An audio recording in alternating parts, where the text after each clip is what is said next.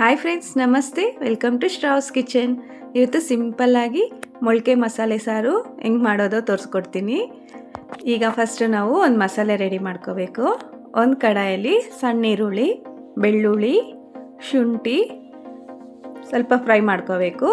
ಈಗ ಒಂದು ಟೊಮೆಟೊ, ಒಂದು ಹಿಡಿಯಷ್ಟು ಕೊತ್ತಂಬರಿ ಸೊಪ್ಪು ಮಿಕ್ಸ್ ಮಾಡ್ಕೋಬೇಕು.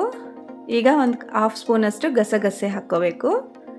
ಈಗ ಚೆನ್ನಾಗಿ ಫ್ರೈ ಮಾಡ್ಕೋಬೇಕು ಇದನ್ನು.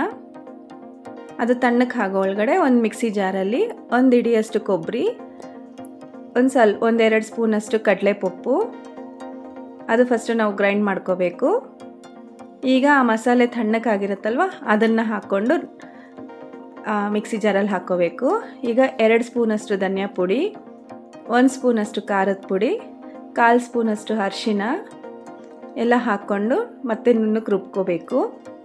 ನೋಡಿ, ಇಲ್ಲಿ ಚೆನ್ನಾಗಿ ಪೇಸ್ಟ್ ಥರ ಆಗಿದೆ. ಈಗ ಒಂದು ಕುಕ್ಕರಲ್ಲಿ ಒಗ್ಗರಣೆ ಹಾಕ್ಕೊಳ್ಳೋಣ. ಈಗ ಒಂದು ಸ್ವಲ್ಪ ಎಣ್ಣೆ ಹಾಕ್ಕೊಂಡು ಒಂದು ಈರುಳ್ಳಿ ಸಣ್ಣಕ್ಕೆ ಹಚ್ಚಿಟ್ಕೊಂಡಿದ್ದೀನಿ, ಅದನ್ನು ಹಾಕ್ಕೋಬೇಕು. ಈಗ ಕರಿಬೇವು ಹಾಕ್ಕೊಂಡು ಫ್ರೈ ಮಾಡ್ಕೋಬೇಕು. ಈಗ ಮಿಕ್ಸಿ ಮಾಡ್ಕೊಂಡಿರ್ತೀವಲ್ಲ ಆ ಮಸಾಲೆನ ಹಾಕ್ಕೋಬೇಕು. ಈಗ ಅದು ಚೆನ್ನಾಗಿ ಸ್ಮೆಲ್ಲೆಲ್ಲ ಹೋಗೋವರೆಗೂ ಕುದಿ ಬರಬೇಕು, ಹಸಿ ಸ್ಮೆಲ್ಲೆಲ್ಲ ಹೋಗಬೇಕು. ಈಗ ರುಚಿಗೆ ತಕ್ಕಷ್ಟು ಉಪ್ಪು ಹಾಕ್ಕೋಬೇಕು.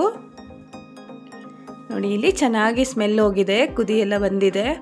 ಈಗ ಇದು ಸ್ವಲ್ಪ ಮೊಳಕೆ ಬಂದಿದೆ ಹೆಸರು ಕಾಳು, ಅದನ್ನು ಹಾಕ್ಕೋಬೇಕು. ಈಗ ಚೆನ್ನಾಗಿ ಮಿಕ್ಸ್ ಮಾಡ್ಕೊಂಡು 1 ವಿಸಿಲ್ ಅಷ್ಟು ಕೂಗಿಸ್ಕೊಂಡ್ರೆ ಸಾಕು. ನೋಡಿ, ಇಲ್ಲಿ ಸಾರು ರೆಡಿಯಾಗಿದೆ. ಇದು ಮುದ್ದೆಗೆ, ಅನ್ನಕ್ಕೆ, ದೋಸೆಗೆ, ಇಡ್ಲಿಗೆ ಎಲ್ಲ ತುಂಬ ಚೆನ್ನಾಗಿರುತ್ತೆ. ಹೈ ಪ್ರೋಟೀನ್ ಇದು. ಈ ಥರ ಒಂದು ಸತಿ ಸಿಂಪಲ್ಲಾಗಿ ಯಾವಾಗಾದರೂ ಮಾಡ್ಕೋಬೇಕಂದ್ರೆ ಟ್ರೈ ಮಾಡಿ ಫ್ರೆಂಡ್ಸ್, ಚೆನ್ನಾಗಿರುತ್ತೆ.